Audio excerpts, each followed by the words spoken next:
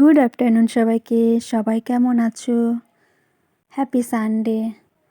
আজ সানডে, তাই সকালে ব্রেকফাস্টে বানিয়েছিলাম আলুর পরোটা। ছেলের বায়না যে আলুর পরোটা খাবে।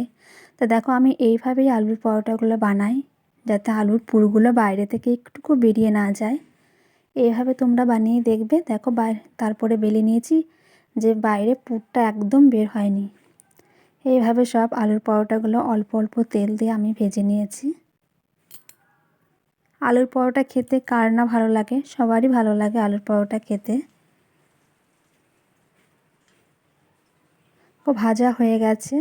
এবার খাবারটা দিয়ে দিলাম ছেলেকে।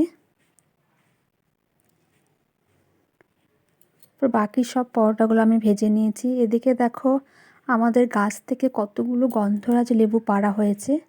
অনেক লেবু ধরেছিল, লেবুগুলো একদম পেকে গেছে। কিন্তু গাছে একটা মৌমাছির একটা চাকা বসেছিল, ভয়ে লেবুগুলো পাড়াই হতো না। তারপরে কালকে দেখো লেবুগুলো পাড়া হয়েছে।